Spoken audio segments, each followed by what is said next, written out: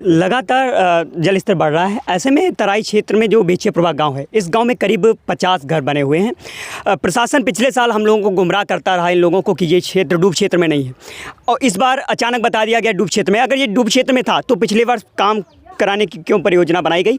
यहाँ तक बांस वगैरह आए, बम्बू भी आए, उसके बाद गांव वाले लोगों ने विरोध किया, मतलब काम नहीं हो पाया।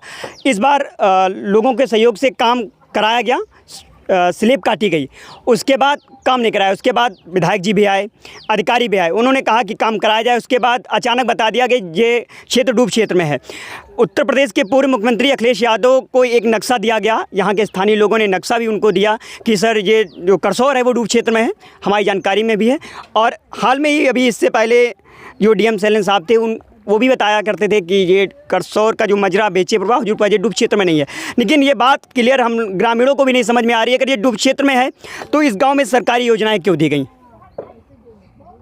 हजूरपुरा गांव में एक प्राथमिक विद्यालय है, इस गांव में विद्युतीकरण कराया गया, सड़कें बनी हैं। अगर डूब क्षेत्र में आता है तो फिर सरकार के लाखों रुपए इन गाँव के लोगों को क्यों दिया जाता है? अगर डूब क्षेत्र में है तो हम राजस्व क्यों दे रहे हैं? हम बैनामा कराते हैं तब हम सरकार को देते हैं, हम क्यों दें? हम भाई डूब क्षेत्र में हम नहीं देंगे। गांव वालों का एक आरोप है कि प्रशासन यहाँ पर ग्राम निधि से काम कराना चाह रहा है, जबकि बाढ़खंड के पास भी उसका बजट होता है, सांसद के पास भी उसका बजट होता है और विधायक के पास भी उसका एक बजट होता है। लेकिन इतने बड़े बड़े बजट अगर नदी के सामने कुछ काम नहीं कर पा रहे, क्या लगता है ग्राम निधि कितना काम कर पाएगी?